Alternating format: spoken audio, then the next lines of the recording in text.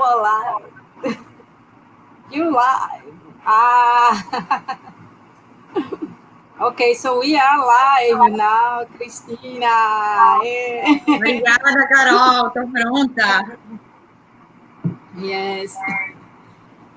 Now there are a few people waiting. I am listening myself. Wait. No. I am. Yes. What? I think that you muted me. Yeah, I did. Okay, because great. I was checking if it was my voice in your computer, but that's okay.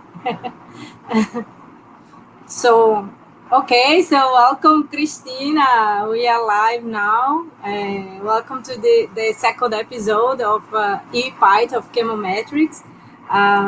You are our guest for October/September because September did not have any guests, so it's okay.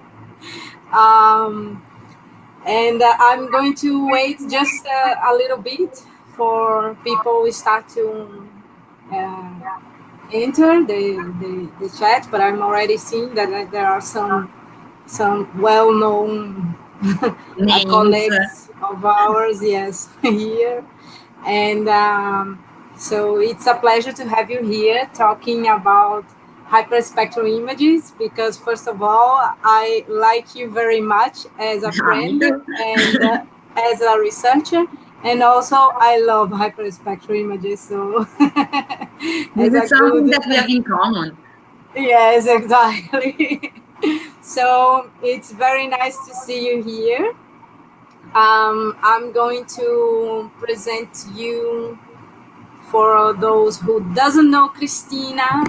Cristina graduated in food science and technology at the University of Milan, where 3 years later, she obtained her PhD degree with a thesis focused on the use of spectroscopy and chemometrics for evaluation of food quality and safety. After 5 years of postdoc she continued her study in the field, and she obtained a title of assistant professor at the group of analytical chemistry and chemometrics of the University of Genoa in Italy. We met each other for the first time in March of 2014, yes, when Cristina spent 6 months at my home university, Federal University of Pernambuco. I believe there are some people from Federal University of Pernambuco now watching us, working under the supervision of Professor Fernando Pimentel. That's a great researcher that we both know. Yeah, and we both love. Yeah, and we both love.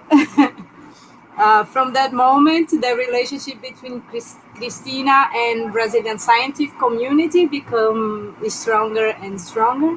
Also, thanks to her Brazilian Portuguese. Actually, Cristina is very fluent in Portuguese. So I was. Right now, I don't know. She still is, and to my Brazilian friends, the researchers here, remember her when you want to keep an international collaboration and still speaking our own language. So Cristina is an excellent name for research and to be in your defenses of PhD and master and undergraduate students. So I'll remember her because she's a very good researcher. So thank you, Karen. Welcome, Cristina. It's very nice to have you here talking about hyperspectral images. And you will have more or less 30 to 40 minutes to talk about show your presentation. And everyone that wants to, Nicola is asking, Cristina, are you going to speak a bit in Portuguese? No, if you want, just if you want to. You know, Nicola, Carol said me, Cristina, in English, please. But if you want, I can answer you in Portuguese, as you prefer, Nicola. Yeah, so if you have any questions, you can ask in the chat. either in Portuguese or in English. Cristina can understand both, but the whole presentation will be in English, and also she can answer the answers of the questions will be in English as well. Okay, so Cristina, you can put your presentation here so I can. Can you see the presentation, Carol? Oops, sorry guys. Yes, I can see your presentation. I think everyone is seeing the presentation. I don't know, but yeah, but let's see it. So I will leave the screen for you now. Thank you. And grab your beers, everyone. Cristina has her drink as well. And yes. Please enjoy. Okay, so go, Thanks, Cristina. Carol. It's yours. Thank you, Carol, and thanks for inviting me here. I'm really happy to be the first woman in presenting in the ChemoMind channel. And so let's start with my presentation that will speak about hyperspectral image processing, and with a particular focus with the best strategy for extracting the information. So Carol already said something about me. I'm an assistant professor from the beginning of August. So this is something really, really new at the Analytical Chemistry and Chemometric group in Genova. So my research activity is focused from the beginning on NIR spectroscopy coupled with multivariate data analysis. My goal is to extract useful information from the fingerprint data that we obtain from spectroscopy. I am also the secretary and treasurer of the Italian Society of NIR Spectroscopy, CISNIR, and here we have the website and also the Facebook page of CISNIR. Remember that this society is not only for Italian audience, but many times we do also international events. The group in which I'm working was founded by Professor Michele Forina in the early 80s, and we are right now the biggest group in Italy that is focused on chemometrics. We have 2 associated professors, Riccardo and Monica, 2 assistant professors, Paolo and I, 2 PhD students, Eleonora and Emanuele, and our help, that is Chiara, a lab technician. The characteristic of our research group is that we are working in the 2 sides of chemometrics, both multivariate design of experiment with the person of Riccardo Leardi, that is one of the best chemometricians that works with DOE in Europe or all over the world, I can say, and we focus also on multivariate data processing, in particular for studying our spectroscopic data, both vibrational spectroscopy and fluorescence spectroscopy. Of course, we are here speaking about hyperspectral imaging, so this is one of our tasks, and of course is one of my favorite tasks. Regarding the field of application, I am a food science and technologist, so I mainly work on food, but in the group of Genova, I had the possibility to apply both spectroscopy and chemometrics in other fields, such as environmental, process monitoring, and in the last years also cultural heritage and forensic science. These our equipment. We have NIR for sure, medium infrared, UVVs, fluorescence, front face fluorescence, and in the center of this slide you can see our baby, our hyperspectral scanner. One of our principal aim of the research group is teaching chemometrics. So we organized the Chemometric School of Genova, more or less from the beginning of the foundation of our research group, so many years, and we do 4 schools for each year.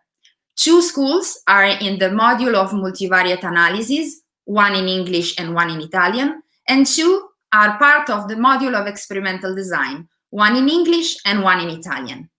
You can find all the details, and I hope that in few weeks you will have also the dates for the year 2021, because we have a really long list. So if you are interested, please check the website. And I want to underline that we provide for you during the school a software that is called CAT, Chemometric Agile tool, that includes several packages for processing both the multivariate data, and also for develop your design of experiment. The software is also freely available in the website of the Italian group of Chemometrics. If you want to know something more about our group and our story, we just published an article on NIR News in August 2020, and here you have the link. So I hope that you will enjoy our story. Okay, but what we have today on the menu here on ChemoMind? Hyperspectral image, so the possibility to combine the spectral and the spatial information. So this is the huge advantage of such a technology. And here I reported some of the case studies that we did in our research group. The last one was the detection of small microplastics in aquatic sample. And the first one regarding me was the mapping of vitamin C in acerola fruit. That is the work that I have performed in the Universidade Federal de Pernambuco.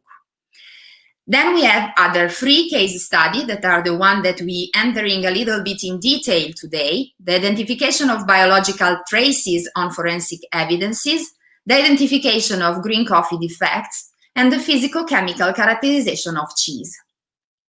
For all these case studies, we used our hyperspectral camera. It's a SWIR-free camera from Spekim that works in the spectral range between 1000 and 2500 nanometer. Our spectral resolution is equal to 12 nanometer, and we can reach a spatial resolution minus than 15 micrometer thanks to the availability of 2 different lenses, one 50 millimeter lens and a macro lens. If you are interested in more detail about the technology and all the possibilities that Spekim give us for spectral imaging, and you are working or living in Brazil, you can refer to Astro 34, that is the unique reseller of Spekim in Brazil. But what is the advantage of using hyperspectral imaging? Here you can see that we have the image of a bunch of colored candies. So we have the typical 2 spatial dimensions of a pixel, the X and the Y. But we have in front a cube, what we call an hypercube of data, because it comes from hyperspectral imaging. And what is in the Z direction? We have the spectral dimension, depending on the range of the electromagnetic spectrum that you are considering. So we can look at the hypercube in 2 different ways, or as a bulk of images acquired as grayscale imaging, one for every single wavelength that we can acquire. Or from the other side, you can see an hyperspectral imaging as a collection of spectra, one spectra for every single pixel. And what is, at the end, the advantage of having spatial and spectral information together? You can build what we usually call chemical images, because we are looking at something that is invisible by naked eye, but that are the chemical compound, but you can map them thanks to the wavelength, the absorption at a specific wavelength in your sample, just acquiring one image. This is a huge advantage, and you can understand that this advantage became very, very important with inhomogeneous sample. So take in mind that you need hyperspectral imaging if your sample are inhomogeneous. And this is what happened usually with the 80–85% of our samples. Okay, so I said that we have a 3D data matrix. But we know, because we are on a chemometric channel, that usually the most common chemometric algorithm works on 2D data matrices. So how I can transform a 3D data matrix in a 2D data matrix? This procedure is called unfolding. So let's try to understand with a simple example how the unfolding works. So you start from a raw image. In this case, is a simple raw image acquired with a normal camera with big pixel, is just an example.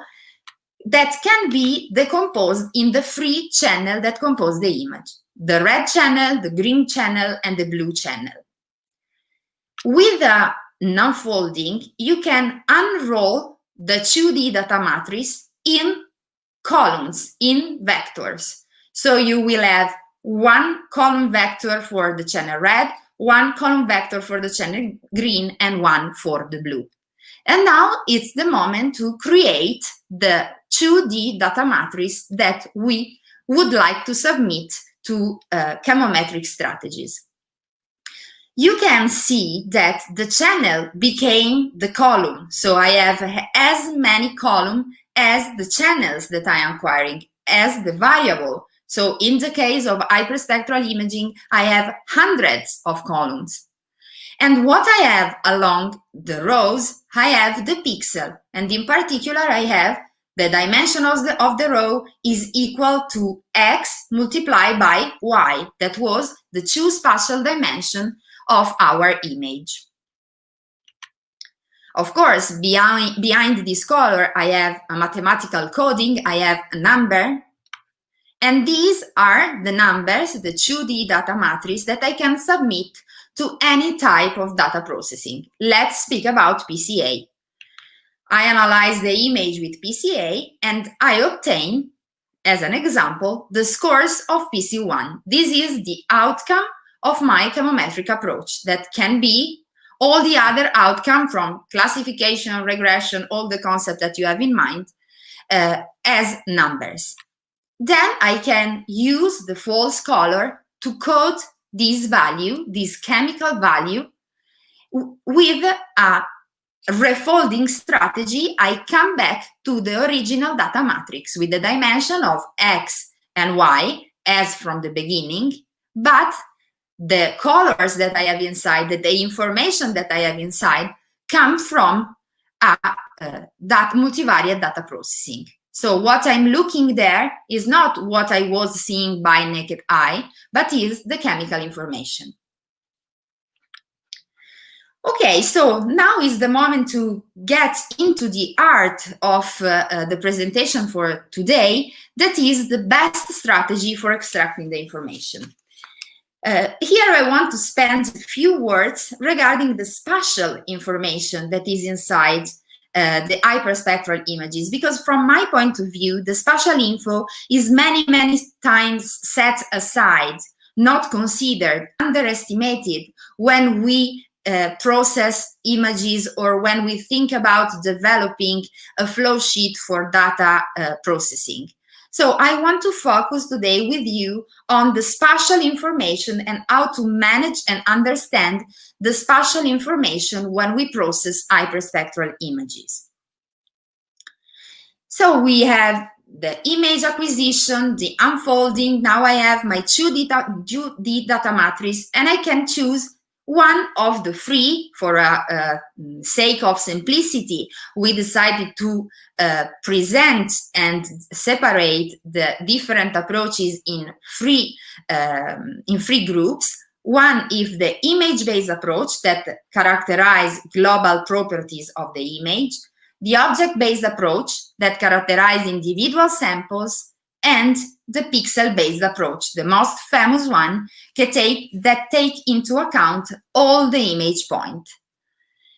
But how I can choose if I want to work on image-based, object-based, or pixel-based? This depends not only on the type of data that you have, but in particular on the specific task that you want to achieve. So it depends on your final aim.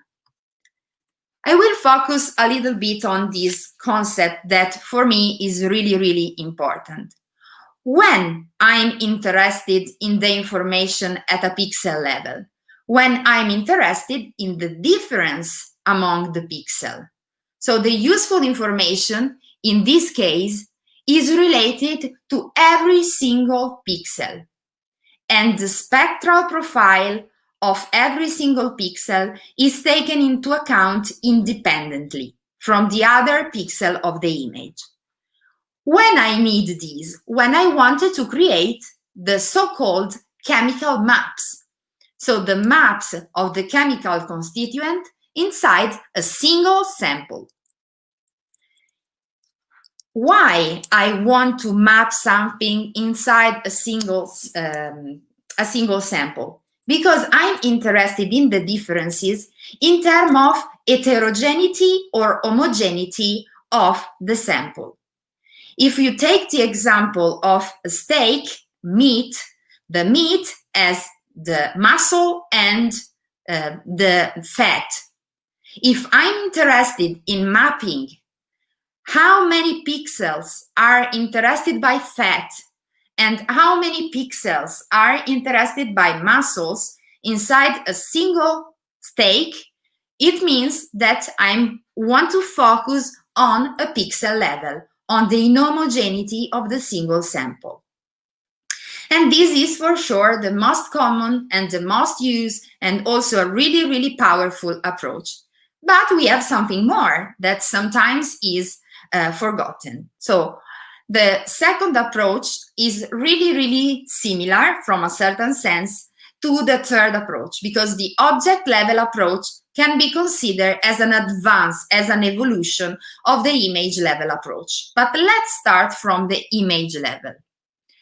Why I want to work from an image level? When I want to consider the single sample that is included in the single image as a whole. So the information comes from the whole image as a global property. The most common case is the mean spectrum of a region of interest. What I'm doing when I'm defining a region of interest? I'm selecting a predefined dimension and position of a subset of pixels that want to represent all that sample. So what is the difference when I approach to the image data processing from an image level with an image level approach? The final matrix is structured as many rows as the number of region of interest, as many columns as the variable. So the rows are not equal to the number of pixels as before, but I have an intermediate step in which I create the dimension and the position of the region of interest, and I just focus and work on that area as a whole. And with the object level, what is the improvement? Why I have to make something that is advanced if I have the image level? Because with the object level, I add another concept that is the individual object. What I have to do is to select all the pixels that come from the same object. So the object will identify a real element, not a mathematical element, like in the pixel level or in the image level. So I pass from the mathematical concept to the reality. The reality is the object. In the picture, I have my object. And if I want to consider it as a whole, I want to see all the pixels, also the borders, the center. I don't want just to cut a predefined region of interest. So I personally consider the object-based a really, really power approach. And I have something more with the object level. The object level allows me to identify the borders. So I can add to my multivariate dataset also the description of the shape.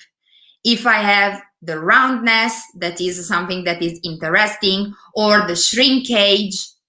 So all these parameters that typically comes from the image analysis, okay, the traditional image analysis, in an object-based level can be added. At the end of my spectrum, I can add also the roundness of that specific sample or a possible shrinkage of that specific sample.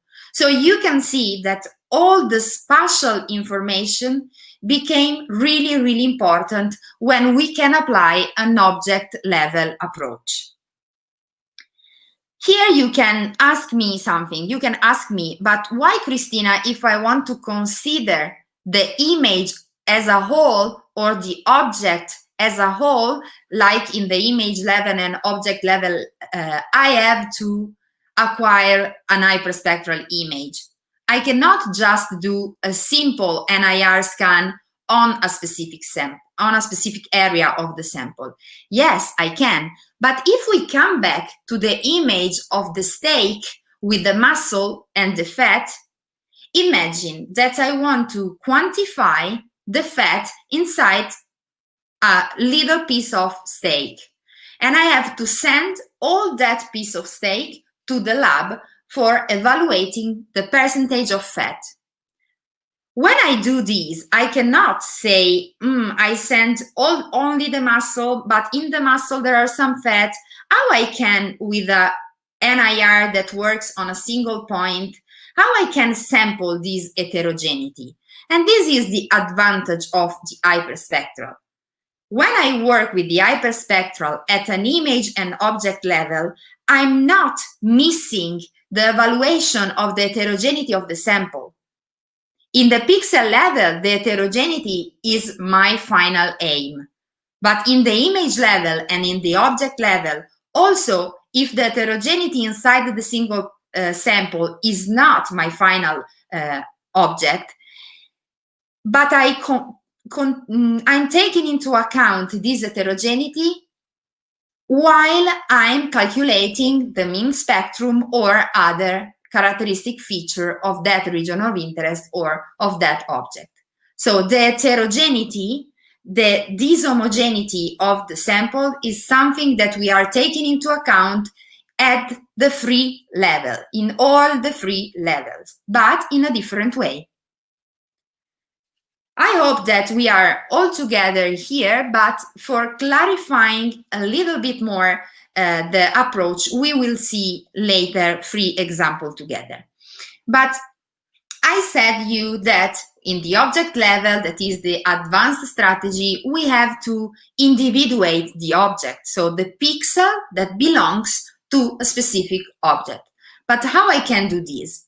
And here, the traditional image processing from the RGB world comes and help us in with many different algorithms that can tell which pixel belongs to the same object. This is just a simple example in which you can see that we are selecting all the pixels that are in the neighborhood or of other pixels already classified. But this is just an example to tell you, look to the usual procedure that the image processing do for finding the best solution for individuating your pixel that belongs to the same object. We have really many opportunities. And this strategy is usually called morphological analysis. So with the morphological analysis, we know that all the pixels in pink belong to object number 2, and so on. Okay, let's see the example. The first one is related to the pixel-based approach and speaks about the identification of biological traces on forensic evidences. This work was done in collaboration with the University of Turin and together with the Italian Authority for Crime Investigation. The aim of this work was not to avoid the traditional forensic analysis, no, at all, but was just to add a screening procedure on the evidences that come from the crime scene, just to identify a specific area in which we have a biological trace that maybe can be invisible by naked eye. So I want a particular eye, that is the hyperspectral imaging, to see the stain, to see the dots, and then sampling the dot and proceeding with the DNA extraction. In this context, why I'm using the pixel-based approach? Because my interest is to see the pixels that are involved in the contamination in respect to the pixel of the background, for example, of the tissue of this t-shirt. This is the chemometric approach that we applied. If you are interested, for sure, you can see the full article that we published on Talanta. But this is just for show you that at the end of the data processing, we obtain this normalized different image. That is an image with the same dimension of the original data matrix with all the number where we have the pixel. So it means that I'm keeping the information focused on pixel.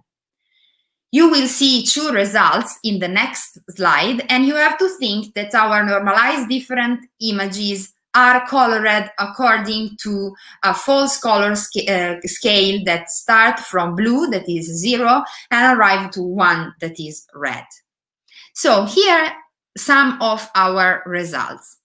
On the left side of your screen, you can see a pair of cotton underwear that on the upper part was scanned with the usual RGB camera, and on the bottom part, you can see our NDI image. And you can easily see in the black circle where the stain of semen is. The same approach was followed also for the image that is at your right side. We have a swatch of denim fabric that was contaminated by blood. And you can see that also if the blood has a strong color, was not so easy to identify it on a swatch of really dark denim fabric. But with our NDI image, the stain became really, really evident. So the pixels that were contaminated in that area became evident in respect to the background. Let's pass to something more easy to digest, that is the cheese. Cheese ripening was analyzed with an image-based approach. This work was carried out in collaboration with an Italian cheese factory called Caseificio Valdaveto and was funded by a research project financed by the Minister of Instruction, University and Research in Italy. We were interested in the ripening of cheese because all these biochemical evolution like dehydration, proteolysis and lipolysis are the ones that develop the flavor, the changing in texture, and of course also the crust of the cheese.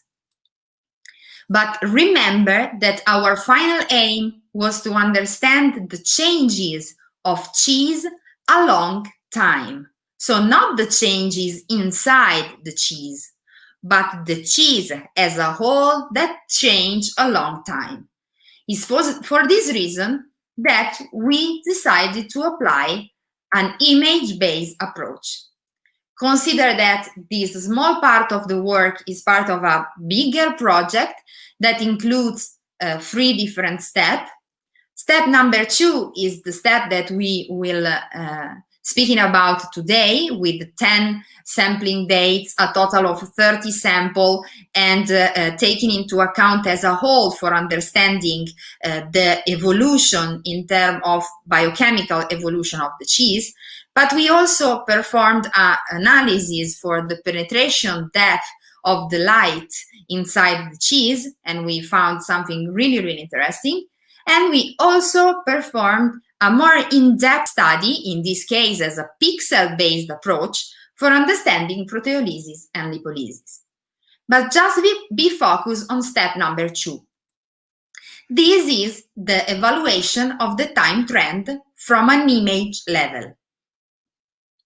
You can see here in the picture that I have my wheel of cheese that was cut in half, and I selected, predetermining in terms of dimension and position, 2 different ROI for every single cheese wheel. And the mean spectrum of that areas was submitted to my chemometric algorithm. And here you can see a simple example on the bottom right part of the slide, in which we can easily see the time trend with both the replicates considered and every cheese as one dot of this line. So the whole cheese became one dot. We are not doing a chemical map, we are doing an image-based processing. Last but not least is the object-based approach that was applied for the identification of green coffee defects. This work was done in collaboration with the customer authority in Genova, and the aim was to help the customer authority in analyzing all the batches of coffee that comes to the Genova port, maybe also from Brazil, I don't know. So what usually happens is that only 100 of these beans are selected by hand, of course, following an ISO normative, but imagine the difficulties. So the aim of our work, of our project, was to identify and classify the beans with a specific defect. But is the whole bean that has to be discharged if we have a defect? Is the whole bean that is classified as non-defective or defective? And was really, really crucial to understand the shape of the bean. And you will see why. But let's start from the work that we made on an image level. So for focusing on the spatial information, after the segmentation of the background, we do the morphological analysis for obtaining all the pixels that belongs to a single coffee bean. On the spectral side, we also made some trial, and we noticed that we were able to see also the fragments of the coffee bean. So remember that if I consider the coffee bean as an object, I can also describe the feature in terms of dimension, and I can find something more than only the hyperspectral imaging. Of course, the hyperspectral imaging is not an only, but sometimes is an information that I have inside that is the shape, and I'm losing it if I just predetermine my region of interest.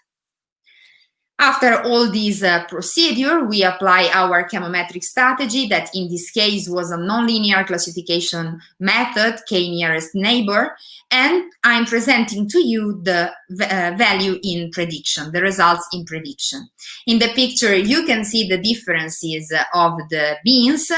On the left side, the non-defective and the 3 different defects. Here we have the confusion matrix, in which we can see that we were quite good in defining the non-defective beans, quite good also for dehydrated beans, very good for dehydrated beans, but we were not so good with black beans and dry cherry, also for a matter of number of samples.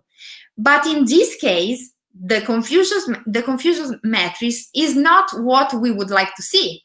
We reconstruct the image that is here at your right bottom side of the slide. Here you can see what are the samples that were defective and which is the defect that characterized them. So having spatial information give a boost to your results. In particular, if we think about something that can be automatized for sorting and automatized sorting of the coffee beans. But for concluding, I want to understand with you what is the risk of an improper approach. Why I have to take all this attention for defining my best strategy for analyzing the hyperspectral images. So the problem here that I found many times also in literature is to use the pixel level approach for regression purposes. I know that is something that is used, I don't really like personally, because I think that is not effective. It's not giving us what we really need as chemometrician. Because what is usually do for developing a PLS model? I take the sample, and all that sample are given to the lab for analyzing, I don't know, a parameter, a Y variable. If we come back to the example of the steak, I have many pieces of steak. I bring them to the lab and they calculate the percentage of fat with a reference value. But if I take into account the piece of steak from a pixel level, it means that I need a Y variable from the lab for every single pixel. This is something that I can really do, have a different percentage of protein for every single pixel? No, at all, because the pixel is a mathematical element. Remember this. What I have in reality is the sample. So from my point of view, a solution could be to build the PLS model from an image-based or from an object-based point of view. So I take the whole object, I can calculate the mean spectrum and other parameters to take into account the heterogeneity, and I compare one spectrum, one descriptor, one Y variable coming from the lab. And then when I have built the model from a more classical point of view, I can use the advantage of having many pixels in the validation phase. Because mathematically speaking, once the model is performed, I can use it for determining the concentration of the fat in every single pixel of the image, because it's a mathematical procedure on top on a mathematical element. So in this way, it works. This is my personal concern, and I'm really happy if you want to share your opinion about this. I consider also the pixel level approach not so nice for object classification. Because when you want to have a good classification, it means, and you are working on a pixel level, it means that you want a high percentage of pixel correctly classified. But if we look at this image, we can easily see that a bunch of samples, that in this case were coffee beans, are well classified as red, as Arabica. And on the other side, the other are green, and so are Robusta. But if I look at the pixel level, I can see that we have some pixels that are misclassified. So also, if the work was properly performed and gives beautiful results, I still have a low number of pixels that are wrongly classified. But this is senseless, because it's impossible to have a single coffee bean that has 80% of the pixels that are Arabica and 20% of the pixels that are Robusta. It's senseless.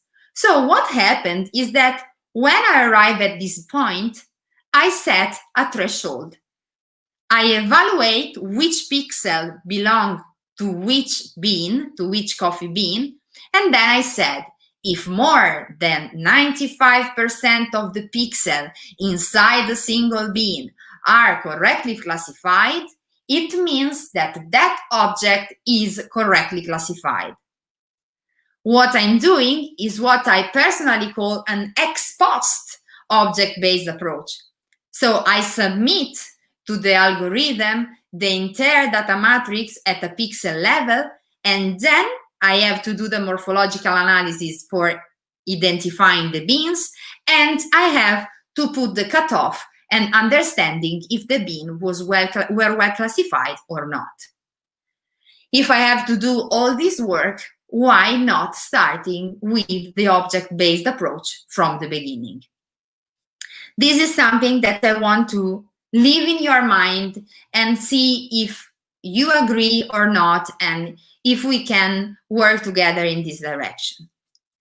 With this slide, I've finished my presentation for today, but I remember you that the in-depth discussion on this topic is freely downloadable via ResearchGate, sorry, because I wrote together with Paolo Oliveri a book chapter in the book Hyperspectral Image Analysis and Application for Food Quality, and there you can find other examples based on this way of thinking, on the 3 strategy for better approaching the spatial information included in your data. So with this, I thank all of you for the attention, and I think that we can open the discussion. Okay, thank you, Cristina, very much for your presentation. Thank you. Actually, this is a very interesting subject. I'm currently working also with some people from Embrapa regarding seeds of cotton, and a very smart professor from UEPB. And this is a topic that interests me a lot. I think to everyone that works with image as well. I'm waiting to check if people have any questions, but I can actually ask one question, for instance, regarding small objects like microplastics that are a trend now. In images, you can see so many research groups working with microplastics and identification of microplastics with hyperspectral images. What do you think? Because I mean, you have the idea of the object-based approach, but you also have this high variability between each kind of microplastics. So do you have any comments on this kind of sample or? Yes, so from my point of view, with microplastics, we have 2 reasons for speaking about the pixel-based approach in their identification. Why? For me, we are in a situation, in particular with our camera, that is a camera that was born for macro object, not for micro object. So in our camera, the pixel dimension and the dimension of the microplastics sometimes is really, really similar. We have 2 or 3 pixels that are just involved in the characterization of that specific microplastic. So in that case, doing a morphological analysis will be really, really hard for the sake of dimension of the particles. But I think that there's something also more. That is that it's true that all the plastics are of different materials, but it's also true that usually a single plastics is made of one material. Usually. So you have a really, really small plastic, but that plastic is not so heterogeneous, or maybe it is, but we are not so good in understanding this heterogeneity. So from that point of view, I consider that with a macro device like our device, also a pixel-based approach will be useful. The problem in that situation, that is the problem that we faced, is the background.